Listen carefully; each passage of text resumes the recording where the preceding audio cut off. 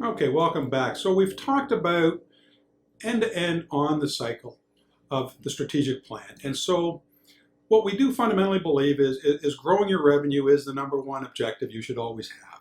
And the single biggest way to increase your revenue, which will increase your profit, is through increased patient adherence. Increased adherence to the drugs for your patients.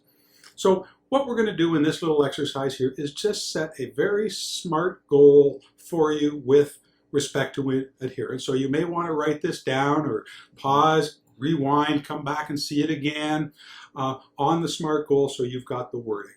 And so the SMART goal would be increase adherence from 50% to 75% within 5 years.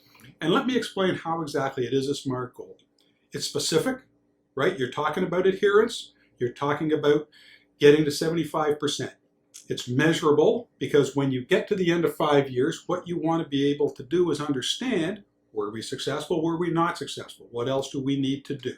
So you can go and measure it. It's attainable. We've seen pharmacies before where it will take about 5 years where they've gone from 50 to 75%. So if they can do it, you can do it. It's relevant because, well, like I say, you're in the patient care business. Adherence is where you want to make sure your patients are fulfilled. And time bound, you set a 5-year time bound, and again, because adherence is a longer time frame to get things completed, it's not a light switch, so it will take longer to get to 75%, but it's well worth it. Once you're at 75%, it becomes a recurring revenue stream. So that's why it's become a SMART goal. It's specific, it's measurable, it's attainable, it's relevant, and it's time bound. And so Dave will take you over some other initiatives that you can have with respect to increasing revenue. You can do the same thing for other aspects of your business. Increasing patients can come from expanding your products or services. Are you getting into mental health? What about diabetics? What about DNA testing? What about front store products like home health care? What about vitamins? I mentioned cosmetics briefly. All these products, I mean, in terms of the front store, you can look at your POS computer and there's something called Pareto's Law that says 80% of your profits come from 20% of your products. Can you identify those 20%?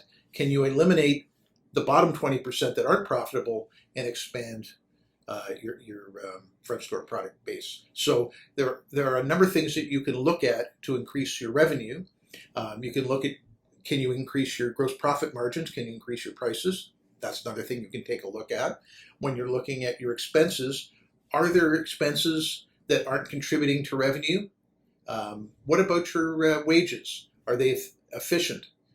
Are your wages consistent with what's out in the industry, whether it be for the dispensary or the front store?